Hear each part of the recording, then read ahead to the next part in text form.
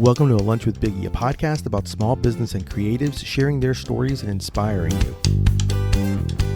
My guest today is a duo who's left their well-paying, successful career to create the nation's most famous Cuban sandwich shop, serving up authentic handcrafted sandwiches, Cuban sandwiches, and batidos, shakes, if you don't know what that is, in the heart of Little Havana, and many more. Please welcome Michelin Bib Gourmand recipient and owner of Sanguich de Miami, Danny and Rosa Figueredo. How's it going, guys? Not too bad. We're doing well. Nice to be here. For having I'm super excited. I know since I've met you and we've talked, I've been wanting to spend a few minutes, so I really appreciate it. I know you guys are super busy, so thank you so much for your taking the time to chat with me. And I can't wait for people to hear your story and just kind of talk a little bit more. My first question always is, and obviously it's my lunch break, but usually it's like, what's your go-to, lunch or sandwich? And I'm gonna make it a two-parter. One is, at Sanguich, what do you get? Because obviously that you're a restaurant, but then two, if you're not in the restaurant, what's your go-to lunch? Okay, I mean, you can go first. First of all, thank you for that intro. That has to be the nicest intro that we have ever received. I almost wanted to clap for myself. So thank you for that. You're welcome. So I'd say when I'm eating a sandwich, 99.9% of the time it's at Sanguich. I've gone through phases, right? When we first opened 6 years ago, I had a favorite, and then I want to say it's seasonal, like every 6 or 8 months I kind of change it up and it's another one, and then I'll leave that one behind. So I'd say currently it's the croqueta preparada. Oh yeah. Okay. Delicious. There's the only thing that could potentially or possibly make a Cuban sandwich better is croquetas. And I like to dip it in our mojo sauce. So I actually, I make sometimes when I order a Cuban around here in Orlando, I actually ask them to put a croqueta in the Cuban, and I call it Cubano, el último cubano, because it's like the ultimate Cuban. The ultimate. Yeah. Yeah, it's the only way to make it better, in my opinion, right? Yeah, I agree. You're a croqueta lover. Oh yeah. And I would say if I was not at Sanguich, it'd probably be a roast, a French dip. Okay. Nice. What about you, Danny? For me, it's two parts. Like, it depends on the time of the day. Like, in the morning and the evening, my only go-to would be the medianoche. So, and I'll do the medianoche with a café con leche, and I'm a dipper. So most people find that really strange, but when I introduce you to the art of dipping your sandwich in a café con leche, I promise you it's going to change your life, brother. Is there a video of this? Actually, I mean, actually, people look at me like, what are you doing, bro? I'm like, I'm dipping. Like, what do you mean? This is what you do. You're supposed to dip, right? So I, and then like Rosa, I kind of go through phases. Obviously we have 6 sandwiches. And so I only eat my sandwich. It's just the truth. Right now I'm on a Miami trip.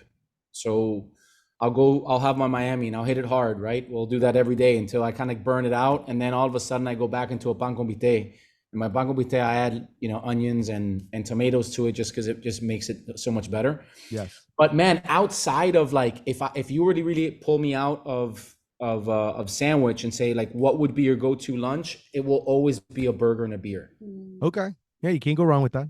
Yeah. It's just like, it's tried. It's true. It's a classic, not just any burger, not just any beer. We're talking, handcrafted patties. People that really go all out, right? So and I would expect that from the two of you because of the way of how you guys have created what you guys are creating with the Cuban sandwich, and we'll go more into details on that because that's one of, like, there's so many layers to the story of like why I'm so inspired and love what you guys have done.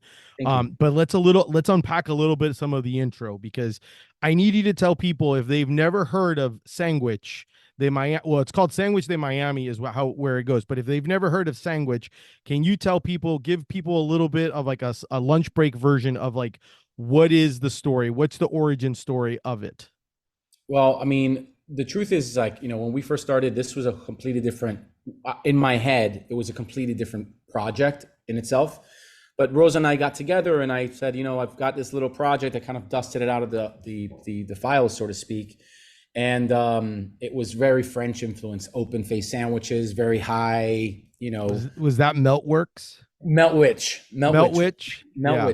Meltwich. I started that concept back in 2007, and so I trademarked the whole thing, did the menu, and this is like, obviously I was in a completely different field, but I would invite my friends over and I'd make them sandwiches, and we'd have cigars and scotch, and it just one thing led to another that they, asked me to potentially open up a sandwich shop, and I kicked their tires around, and markets changed, life changed. Rosa and I meet. I said, hey, listen, I've got this really crazy idea. I was like, I want to change. And she looked at the business plan and she said, that looks great, but you should make it Cuban. And honestly, it was that moment that was just like awe-inspiring. The light went off and I'm like, oh man, this has legs, because what we found is there isn't anything in the market. People just stopped paying attention to that food group, just in general. And so we said, okay, what do we have to do to kind of like bring it to life, not back to life? Because I always felt, even back in my day, the Cuban sandwich, yes, it's important, but I don't think it was a component of a very extensive menu. It wasn't a standalone item, And so we studied it. We took a considerable amount of time of studying it and figuring out what we have to do to create that type of environment. And so we did. Yeah. So I think essentially Sandwich is it is a classic Cuban sandwich shop where 99% of the ingredients that go into a sandwich are made in-house. It's a very small menu. It's just straightforward, 6 sandwiches, 6 batidos. So you can get a side of croquetas, a side of boniato fries, or a basket of chicharrones, and that's it. There's no salads, there's no rice and beans. You go to other incredible restaurants for that. For us, you come to have a well-made Cuban sandwich. So let's talk about this sandwich, because that's the part where I like, it makes my heart feel good. The fact of like, you could tell the love that you guys have, because you guys do everything in house. So like from the mustard to like the ham, the turkey, even your turkey, everything, you do everything in house. I tell everyone the only thing we don't do here is the lettuce, tomato, and cheese. Yeah, I mean, you don't bake it's your recipe, but you guys don't break the bread in house, correct? No, we have the recipe. We developed a very strong recipe, and now we have a bread manufacturer that we vetted to make sure that he maintains the integrity of our bread. Yeah, which is unbelievable with it. And I know that the only real difference is that you guys do more of like a spicy mustard, but I mean, it's phenomenal. It's absolutely phenomenal how you guys what you guys have created. So I'll tell you, we don't intentionally make it a spicy mustard. It is yellow mustard, made with ground mustard seeds. Ground mustard seeds naturally are spicy, and we don't add a lot of additives, right? We just add to kind of enhance its natural flavors.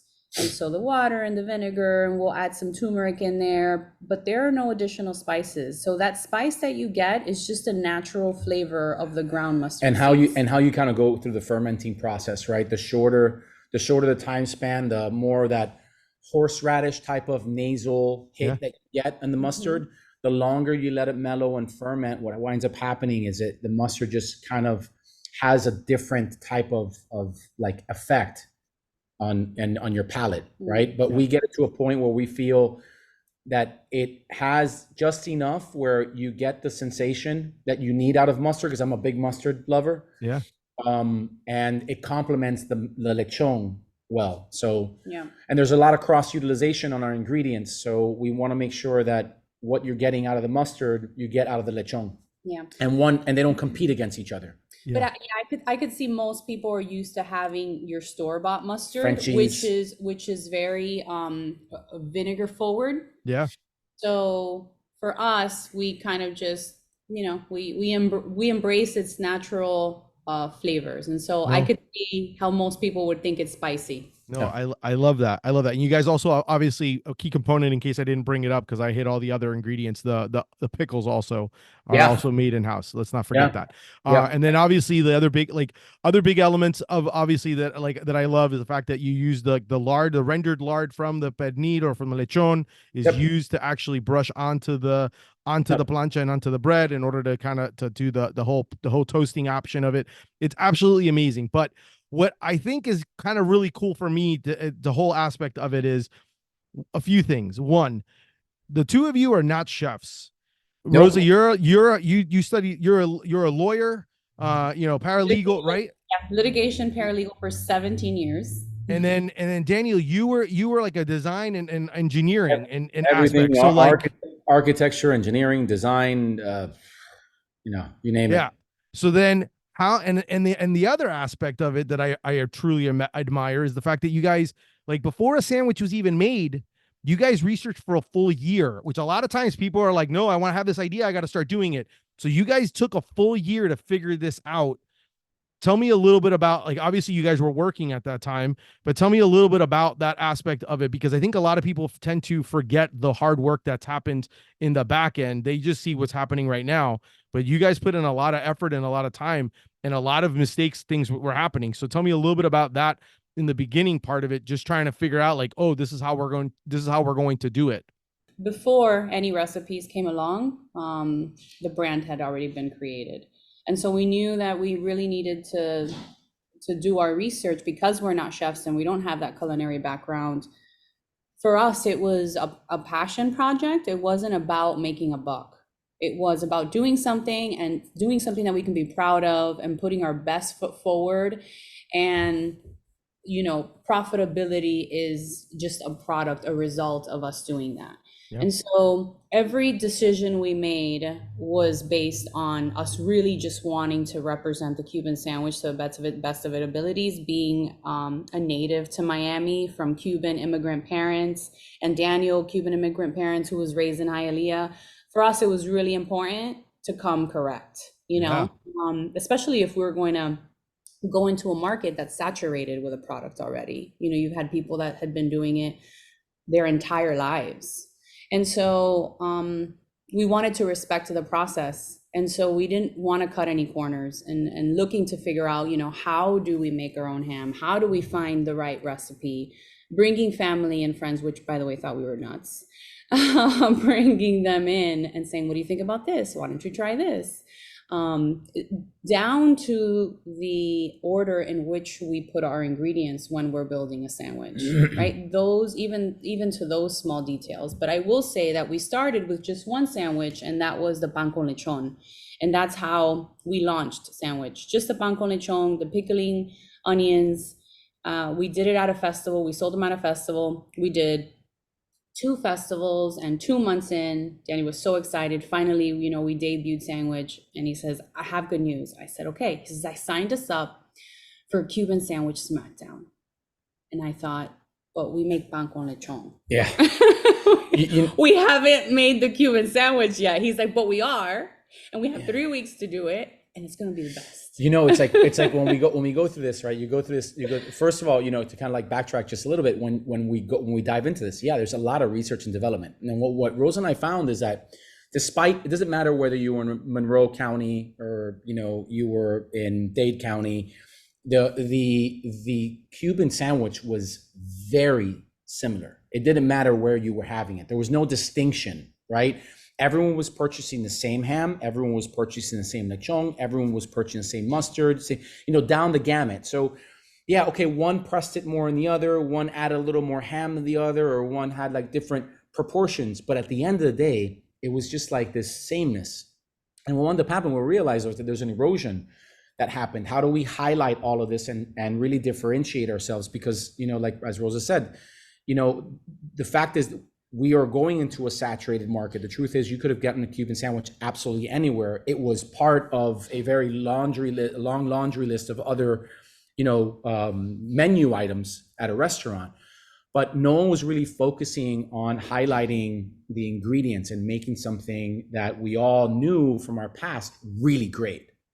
And so when we started with the festival, where we had one really great ingredient, and I knew that the market responded to what we were doing. Now at this point we had invested 1 year of market research, knowing, market penetration, understanding where the demographics were, understanding the price points and all this, right? Said, okay, we're going to come in. This is what we're going to do, is how we're going to do it. And we're going to inch into it, because last thing you want to do is trying to come out and offer too many products and not understand how the market's going to react to you as a brand. And let me tell you, Biggie, it was like when we first started that first event, there's a sense, right? I've been in the retail market for a very long time. And I looked at Rosa, I was like, we have something here. That's it. The market's responding to it, because we had the longest lines in the festival. And so now, to her point, is like, once we did Coconut Grove Arts Festival, and then we did Miracle on the Mile, where we were the hype of those two events.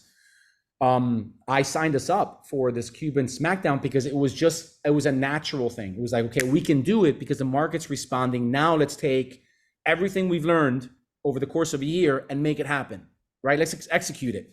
And we did. Let's apply it to the next sandwich. And we won. The beloved Cuban. And we won. And we won.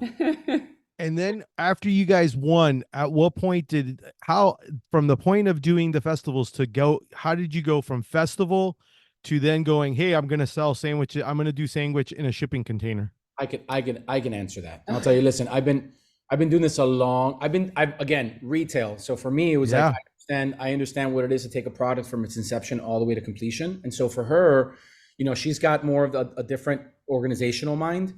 And so I'm very much about like tomorrow and what we have to do today to implement for tomorrow. So while we're going through this experience, I'm already building, I'm already designing, I'm already saying, this is what we're going to do, how we're going to do it. And I'm in this like mode to push. Let's be clear. He's making it seem like weeks. Our first day at the festival, the day Sandwich debuted, this is true. Customers were saying, where is your do you have a permanent spot? And Danny's like, no, but this fall. But we're going to. It was spring. He's like, this fall we'll be in Calle Ocho in Little Havana. And I'm looking at him like, it's true. I was like, I was going along with it. He's like, yes, we are. Go along with it. Say it. Say yes. That is what we're going to do. And put it in the universe. Okay, that's what we're going to do. And that was our spiel for that event and the following. And sure enough, so that was March when we debuted Sandwich. By June, Danny had a lease signed for a piece of land and already a design of what the shipping container would look like on 17th and 8th Street in Little Havana. Yep. So it was a boop. By the way, I mean, that's kind of like the Cliff Notes version, right? But a lot went into that. There was like peaks and troughs and emotional, aspects to all of it, but we achieved it, and it was wonderful. Rosa, how similar are you to Danny in that aspect? I am always kind of curious of the dynamics of like, because they're zero. We couldn't be any further apart. So then how do you balance that? How do you guys balance that? Because obviously it's almost like Danny's going and you're kind of like, no, pera. Like, right. So like, how do you guys kind of do that even keel and balance when it comes to that? So, honestly, I think that at the base of it all is trust. And so I trusted that, listen, we left our careers to sell sandwiches. Right. So if there isn't trust there, then here's a problem. Lucrative careers. Yes. I was going to say. At the root of it, there's trust in the other person's ability to do what they're really good at. And that's what Daniel's very good at. And I recognize that very early on of us getting to know each other. So knowing that, and then knowing when I have to step in to pace him for his own good. Right. And so, because he's very much, when he sets his mind to do something, he's going to do it, and no one is going to stand in his way of achieving that. And I have never met anybody else ever that I could say has the ability to do that and the wherewithal to know how he's going to execute it, and wake up every single morning with the tenacity and the drive to get a little bit more done, despite all of the all of the walls that would be put up in front of him. So I would say knowing when I have to, we're able to balance it, knowing when I can step in, but really at the root of it is trusting one another and trusting Yeah. what we're good at.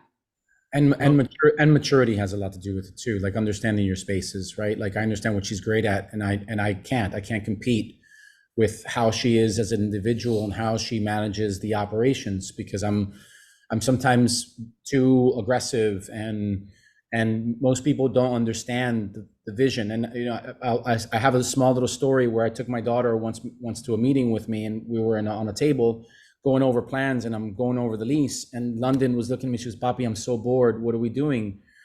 And I said, "Baby, I'm working on a store." And she was, "Is this what you do all day?" And I had to stop for a second and look at her. I was like, "Baby, let me see if I can explain it to you.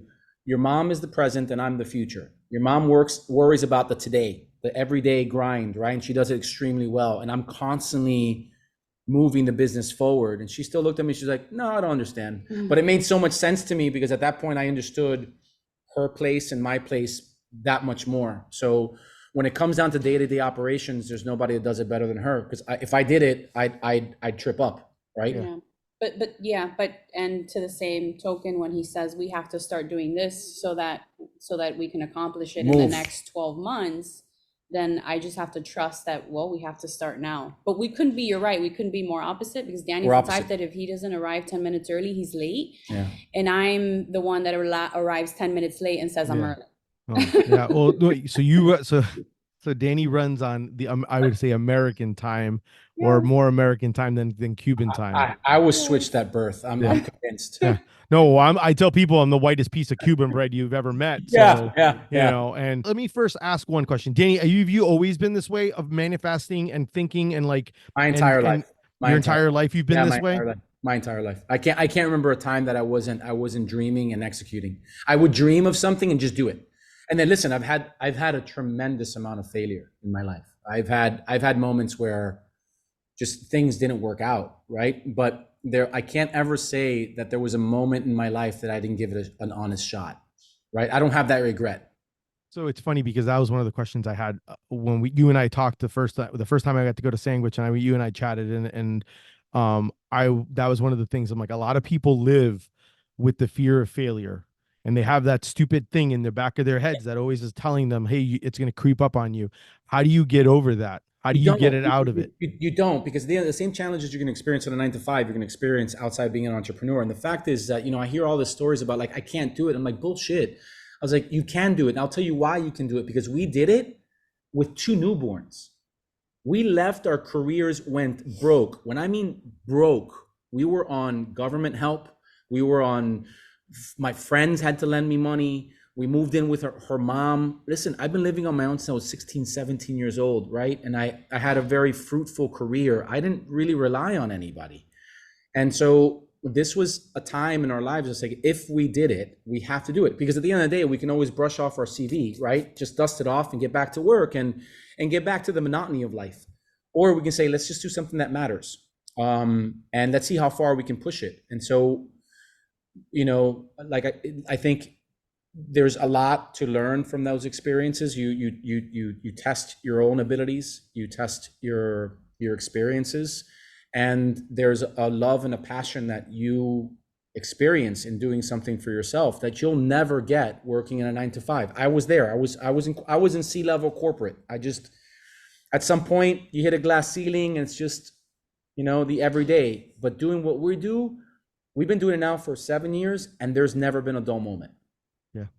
You know, and it's hard. It's hard work. I mean, we talked about it today. We're super stressed because we had our children and we have the business and we're opening up 2 stores, and how do you juggle it? And you can't. You just do the best you can, and you learn, figure how to make it possible. And those are the things that eventually just keep you upright and make you stronger, and you know, strengthen your jaw, and you do, but you do it out of love and passion and adoration. Yeah.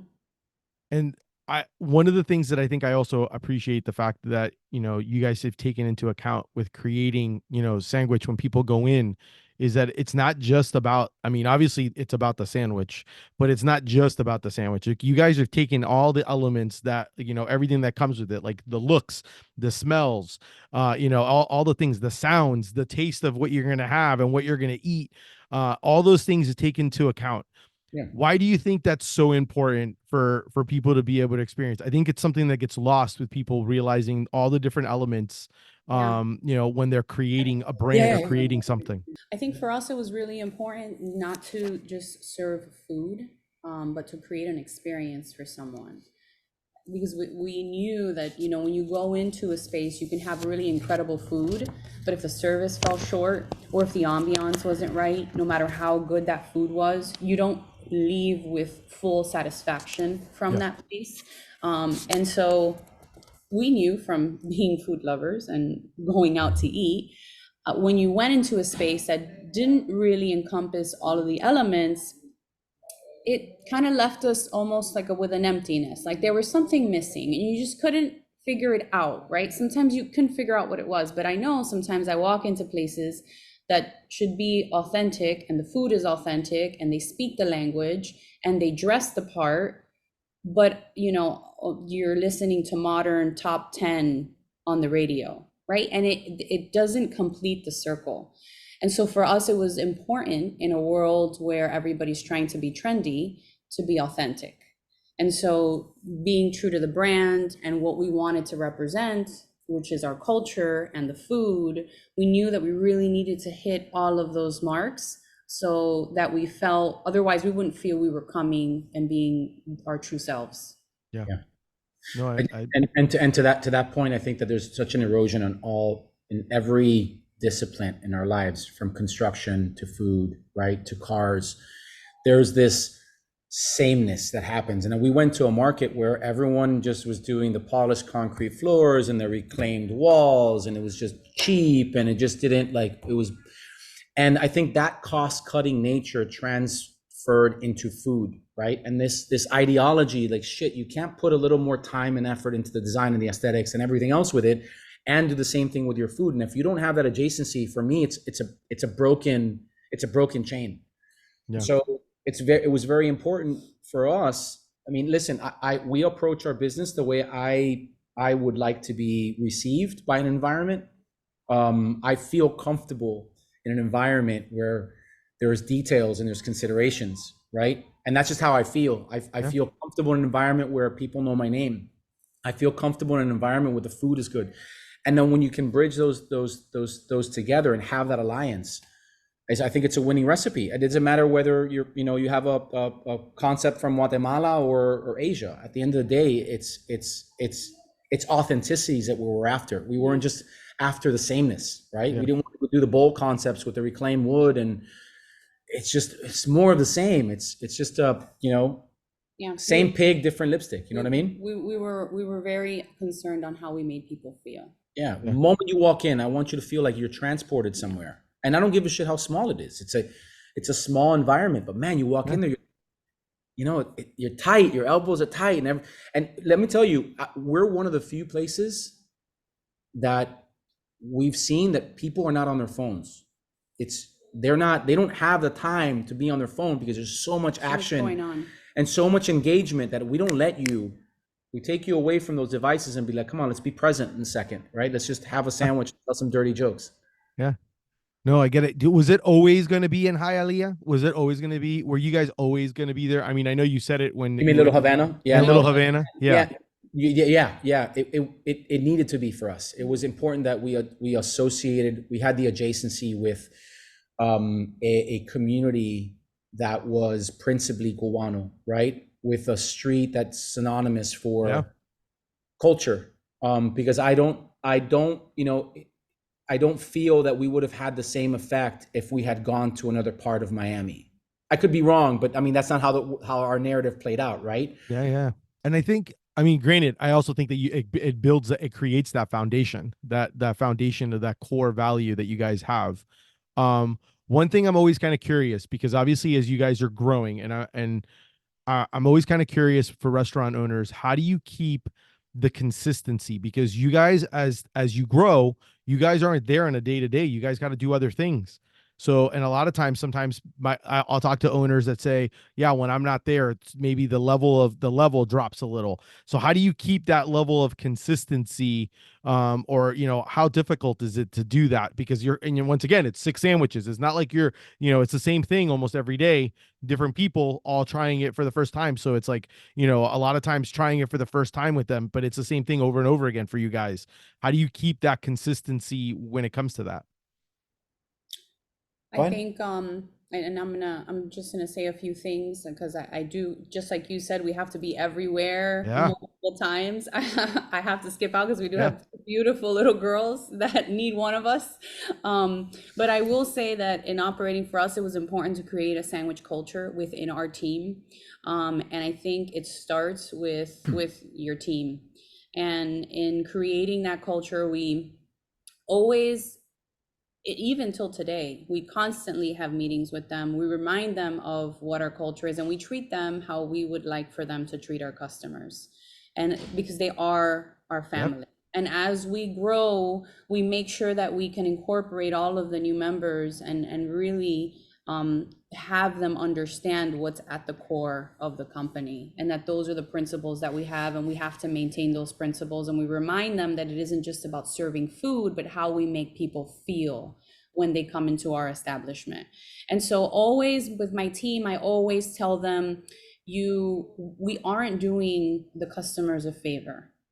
They are coming in, they're doing us a favor, because there's so many incredible places where you can walk into in Miami and have incredible meals made by world-renowned chefs, right? Miami has an incredible culinary scene. So I always remind them to say, you have to keep the standard of what it is that we do. So you don't work at any cafeteria, you work at Sanguich. And Sanguich doesn't just sell food, we provide an experience and we Yeah. make people feel good. And so if we could do all those things, then we're doing our job. And when it comes to production, as far as being consistent with the food, that's a process. And that Danny can absolutely tell you about, because he has dedicated his entire last 7 years to making sure that we are able to expand the process, and to make sure that in that he creates the technology necessary so that we don't skip a beat, and Yeah. that people at the end won't say, oh, it's not the same as it used to be, right? We Yeah. always try to say we need to by all Mhm. means avoid that. So I'd Yeah. be interested, I'd love for you to hear a little bit more on that process, because he's the king of that. I'm gonna leave if that's okay Yeah. with you. No, that's I'm gonna perfectly leave fine. you I'm with, so glad we got a chance to chat. I yeah, thank you so much. and I'm so sorry that I have to go. I feel No, terrible. no, don't worry about it. But We I have have to go. we're family, man. I'm It's I how it love works. it. changing hats now. I love it. Yeah. Well, it goes perfectly in sync with what you guys do. So This is real life, man. I This is know, no, and I appreciate it. I you know. appreciate the fact you spending some time with me, Rosa. Oh my And goodness. definitely next time I'm down there, hopefully I get a chance to meet you. Or get to see you. But Thank yeah, you. for sure. Yeah, I would Thank you love to so meet you. much. I love what you do, by the way. Thank you. I We're big am Thank you. fans. big fans of what you Well, I do. love you guys. And All my friends here in Orlando get mad because when they tell me my favorite my favorite Cuban, I tell them it's you guys, and then my wife gets upset because she's like, why aren't we closer? Because Yeah. maybe in Soon the near enough. future, Soon enough. soon yeah, enough, yeah, soon I know. I enough. hope so. Thank you so All right, much. no, thank you, We'll thank you. talk soon. Baby. Bye, baby. Right. So yeah, I guess to that effect is that Yeah, this is another testament that what Rosa's speaking to. She's speaking constantly about like what she needs to do from an operational standpoint to make sure that she's got the consistency. But I remember being on the sandwich line and being like, having these like bursts and these tantrums, like this isn't working, and understanding, okay, what are the mechanics behind it? And so, we've been challenged, and I've been challenged by the public. Why aren't you opening more stores? Open one over here, open one over here, open one over there. I'm like, you can't, right? Because my training is different. I'm like, I have to invest in the bedrock of the business first, and I have to make sure that we can establish an operational bedrock to be able to build from. And yeah, so I spent the last 3 years, we bought a building here in Little Haiti. And, we have gone through, we've made a massive transition from doing things by hand to having like almost a mechanical influence, manufacturing influence. And Okay. that transition took a lot of work because, I don't want to no one's ever noticed. People still don't understand what's happening in the background, right? But our product is better than what it used to be.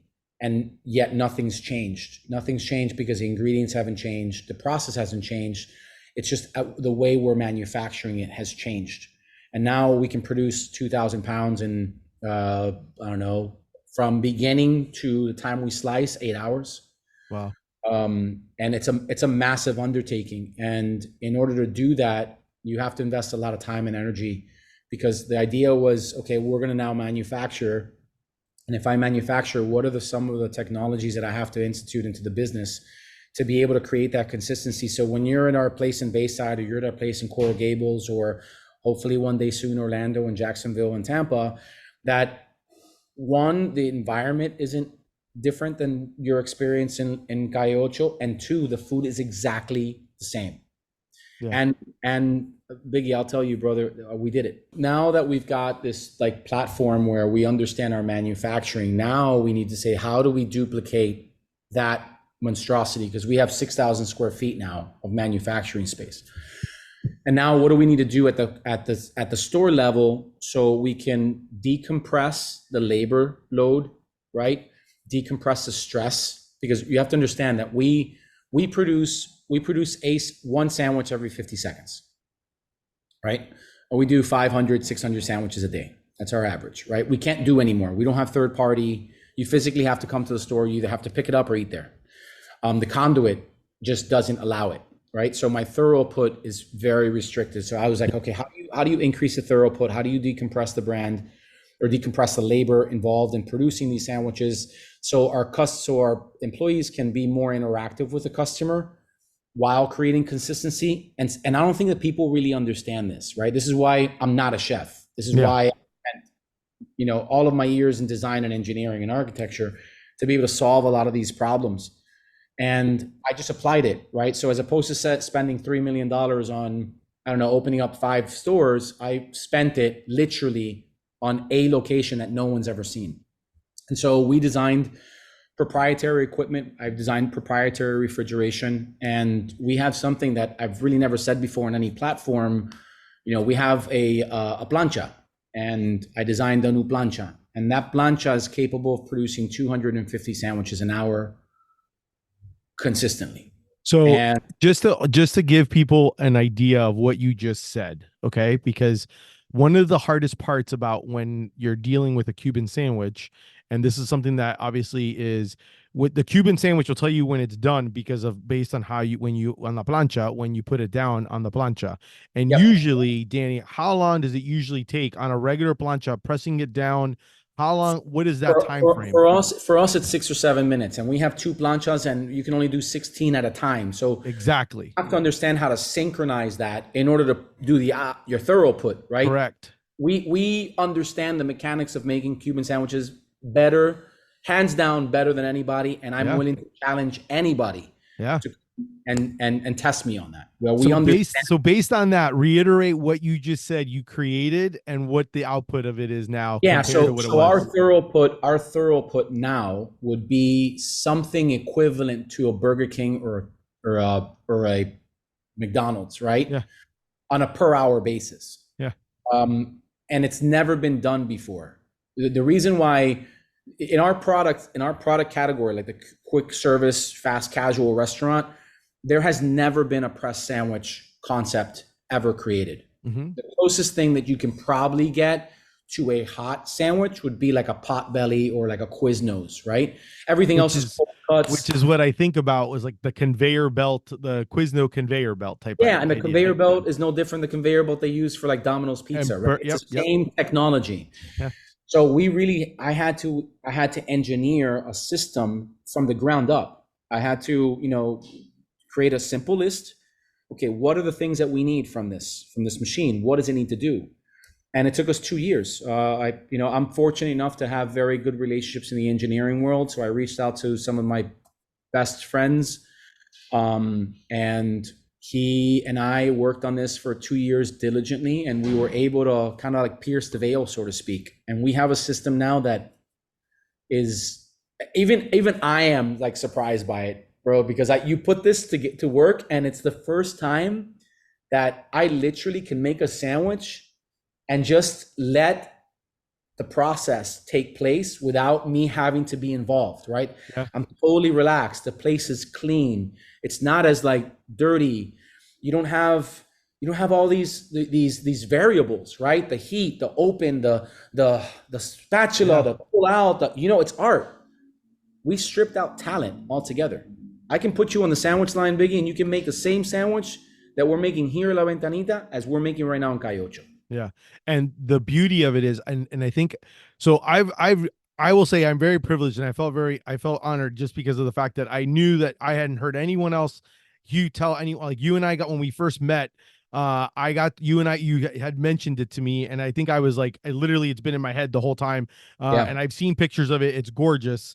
And one of the things I think you even mentioned to me that you guys even tried it out at a festival, right? Didn't you like try it out to see if it was going to work, right? It was a total secret, man. Yeah, When you do these things, it's called R&D, and Yeah. I spent a lot of money on it. And so when I'm looking at my friend and I, Christian and I, were working on this together, we had engineered like 90% of it. We were in the assembly line, and we turned it on. Everything's like working, but it was just like this box, right? Yeah.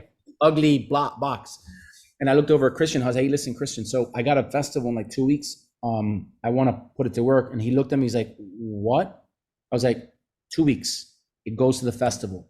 Rosa had no idea. Again, we're going back to past practice, right? Past practice. Rosa's like, no, we need the grills. We need this. I'm looking at her. I'm like, listen, I hate to do this to you, but I'm not going to use the grills this year. And she's like, what do you mean? She's like, I'm like, well, we're going to bring in the press. And she's like, no, it's not happening. We got to use this. We need the backup plan, blah, blah, blah. I'm like, listen, I'm going to keep this real simple, right? It either works or it doesn't. And if it doesn't work, we close up shop and we go home. She's like, we're not going to lose the money for the tent and this and the investment. I was like, you have to understand that for me is the best testing ground. Yeah. So if it fails, I'm not afraid of failing. I'm not afraid of it. Okay. You lose a few $1,000, but you do it. And I told Christian, I was like, Christian, bro, you and I are smart. I know this is going to work. Rosa was not happy about this until we turned it on. And the moment we turned it on and she saw that this thing was essentially just banging out sandwiches to a consistency we have never experienced. Right? It was all theory. This is literally the first time we turn it on and put some sandwiches in it. Let's see what happens. And then we're looking at this thing. I'm like, it's working. And Rosa looked at me and she's like, it's working. And all of a sudden she forgot about plan B, turned around and literally started charging and handing out sandwiches. And it was the most beautiful thing because of the first time that we were able to serve the public in a minute. It was before in the festival, you sit down, you have a ticket, and sometimes they do 20 minutes or 30 minutes. And no, man, this was like, here you're buying one, here's a sandwich. You're buying a sandwich. We did 1,300 sandwiches in one day. And it was like while I'm having a cigar and scotch. And I was like, Christian and I hugged each other and we're like, we did it. Now let's fine tune it. And so now we fine tune it. Now we have artificial intelligence. Now it's enterprise level. It's on a network. We put infrared on it. We put a camera. Yep.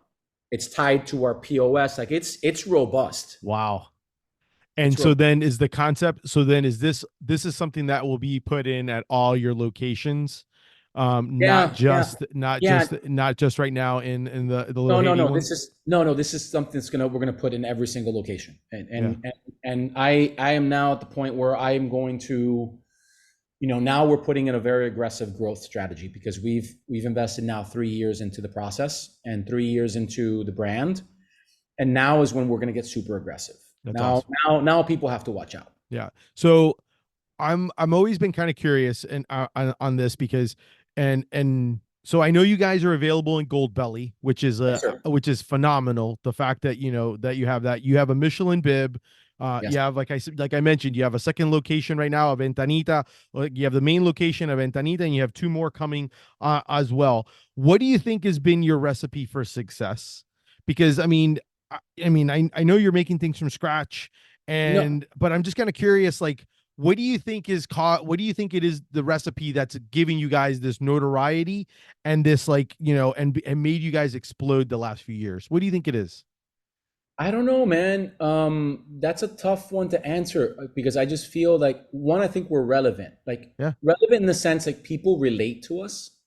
People relate to like a lot. Everyone knows our struggle, right? People, yeah, we got, people know what happened to us politically with the city of Miami and what they did to try to shut us down and the story that came with that, right?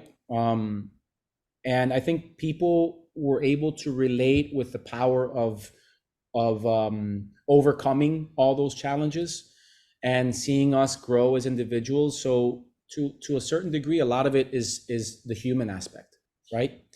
Not to say that the food and the experience yeah. is less than that, but It it's plays a part. on par, right? So you got the struggle, you're overcoming, and then you're sustaining like what people really love. And I don't know, there's something really romantic about it. I know it kind of like it it's the chord of that emotional chord that we all Yeah, relate to. And so um we strive to achieve perfection and we do it with love and money's not a motivation for me. It never has, because I understand I had it and I didn't have it, and I wasn't any happier or any less happy because of it. And so I understood my purpose, just personal thing, was yeah, it's my story, right? It's something that we, I'm well in my 40s, and I've had an incredible career, and this is my time. This is the time where I've been able to amass an incredible amount of experience and being able to apply it in something that I truly love doing every single day. So it's complicated, right? People love it for many different reasons. They love it for the, I don't know, the tile on the floor and the smells and the coffee and la jodedera behind the counter and the sandwich and then the stories about like Rosa and me, and it's kind of like all encompassing. yeah. No, I think, hey, I'm here for it. I'm here for it, and I'm like, and like I said, I just wish I was closer so I can enjoy it and spend more time with you guys, because Orlando's almost there, man. I We're know, I know. And don't you worry. When the day comes, I hope to have a phone call that day or a yeah. text and be like, "Oh yeah, this is the address." Yes, sir. So I definitely know. So I definitely appreciate that. One thing that I've heard you talk about as well, and I think it kind of encompasses with what you're talking about, how people know about you and what you are, because I'm a really big fan and a big believer of what I've heard you say numerous times: community over competition. And I don't 100. know why it's so difficult. A lot of people, I see a lot of businesses and a lot of other people that don't look at it the same way. Why is that? Tell me a little bit about why you feel that's so important, that Well, I aspect think of I it. think it's important because a rising tide lifts all ships, and I don't understand why people have this like connotation. No, keep it a fucking secret, and I'm like, no, guys, you don't keep it a secret. You have to look. I'll case in point, right? I got someone that I like very much, Jay Olano, right? He opened up their Italian deli, and every now and then he was getting, sorry guys, we're closed, sold out. Sorry guys, we're closed, sold out. I called him up. I was like, yo, Jay, enough with that shit. Enough with the selling out. Don't celebrate it anymore. I need to, and I want to help you get to a place where you never have to sell out again. Come over here to the commissary. Let me show you what I'm doing. Let me invite you in and open your eyes on what it is to invest in the future so you can prevent that from happening, because I want to eat your sandwich and you can't sell out at 2 o'clock when I want to be there at 4, right? You can't do that. Not in Correct. this industry. And he's like, yo, man, thanks. No one ever does that. And I'm saying to myself, why don't we do more of it? Yeah. Why?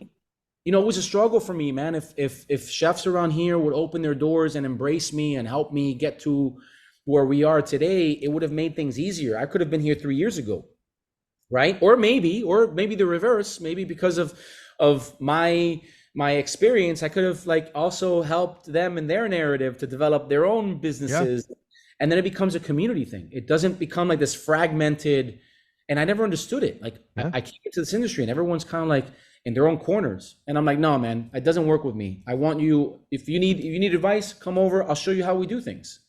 I'll show you what it takes. The rest is going to be up to you. The rest is going to be how much are you willing to push to get to where a place to where you want to achieve, right? But yeah, I think community over competition is the only way to go. Amen, man. Amen. What advice would you give someone wanting to start something? Ooh, bro. I'm not much for advice, right? Because you could do so much with advices, and sometimes it could be received differently. And I just think that I'm a person. Very early on, I learned something. I was in a conversation. I had someone that said to me once, he goes, work is as much a source of dignity as it is a source of income. And so if you can find that space, learn how to live within your means. Don't try to be anything more than what you are. Forget about competing with the Joneses and just follow what you really love to do, and something that you know you can do and do for the rest of your life, right? Because I have a lot of passions. I love to paint. I love things, to do other things outside of my sandwich, but I've amassed so much experience in this little space that I'm able to do it with an incredible amount of love and gratification. And so you asked me a question about what advice you can give someone that wants to start something, and there's nothing greater than just starting it. Yeah. Because once you put it into motion, you have to respond to the momentum. But if you're paralysis over analysis, you're never going to get anywhere. Correct. It just becomes a dream. Yeah. It just becomes like coulda, woulda, shoulda, right? Yeah. But stop the woulda, coulda, shoulda, and just say, I'm going to do it. I'm going to execute it. Yeah. And I'm just going to make the first step. And it might be difficult. Yes, actually, it's going to be difficult. It's going to put you completely outside of your comfort zone, but it's a start. No, I love that. One of the things I'm always kind of intrigued by, because obviously like we talked before and how we started, your industry was not sandwich. It wasn't like you're a chef or you just had a love for sandwiches. You had a love for like this concept. At what point has it ever gotten to a point where it's been difficult with the fact where it's like become like from like being a passion thing to like, obviously it's like, it's my job, it's work, you know how sometimes when you're doing that, there's that weird, where it becomes that. I've never ever felt that way. That's awesome. I can genuinely say that there was never a moment that I'm like, this is boring. And I think Rosa and I have a very solid understanding. If it stops being fun, we're done. Yeah. We're done in the sense that if someone comes and scoops up the business, or we stop growing. That's it. We're done. No. And 7 years in, and I'm having the time of my life, man. This is like, we're at the beginning for it's crazy. You're just starting, dude. We're just starting, man. Imagine, you've got Jersey Mike's in the 70s, you got Potbelly in the 80s, you got Chick-fil-A early 90s, you got McDonald's in the 50s, you got Chick-fil-A in the 50s. Like, these people are like 30, 40, 50 years in, and they're just getting started. I know. Here we are 5 years in, and I feel like I haven't even gotten to the summit. Yeah. Right. No, you just started, man, but I'm excited. I'm excited for where you're going. Where can people find you? Where can they follow? And then maybe also I'll give a tip to anyone who's doesn't get to go to be in Miami to actually eat it there and has to order it on Goldbelly. Do you have I know there's tips and tricks there. You got any tips and tricks on what to do? Cause I think you guys even give the lard to actually put on the bread, right? To be able to press it down. Yeah. In Goldbelly, we provide you with the entire kit to produce your sandwich as if we were to producing it in our Little Havana location. That's awesome. So where can people follow you? How can the people follow and check you guys out and come visit you guys? Yeah, listen, right now, if you go onto our Instagram, it's where everyone kind of like, scrolls through, and we're on Sanguich de Miami is our handle. And our flagship currently, the place that you need to go to is our Little Havana location, because it's spirited and it's incredible. And it's just, it's still my home. I walk in there and I feel like it's my baby, right? And then we have our Ventanita here in Little Haiti, but it's a takeout location only. It's our commissary actually, so it's a very small window. And within the next month, we're gonna have Bayside, and hopefully in 2 months we'll have Coral Gables. Coral Gables is gonna be our flagship. It's 2,000 square feet, and it's the place where now I feel like we finally we're gonna spread our wings and offer the public a really incredible experience. Will there be same menu, or will it other? We are the most consistent sandwich shop in the country. So you're going to get the same experience, the same aesthetics as you do in Little Havana, as you are in our Little Haiti, Bayside, and Coral Gables. It'll just be a larger scale version of it. Sure. No, I love it. I love it. That is phenomenal. Danny, thank you so much. You and Rosa, I really appreciate it. Like I said, I've been dying to talk to you guys just because I admire so much what you guys have done, and I get so excited when I see all the different successes that you guys have had, and I just can't wait for continue seeing the growth, man. I really appreciate it.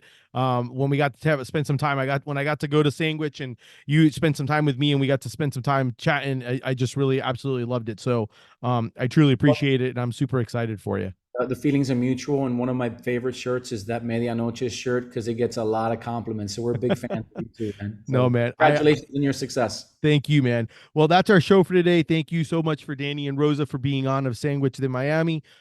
Definitely check them out if you're there. I want to see pictures. I'm obviously going to see pictures if you go there, but I definitely want you to make sure you tag me and let me know. Make sure to check them out. If you enjoyed the show, make sure to subscribe. Make sure to tell your friends. Obviously, if you want to support me, check out my brand, Deli Fresh Threads. Thank you. Until next time, keep eating sandwiches and follow your passion. Thanks, everyone.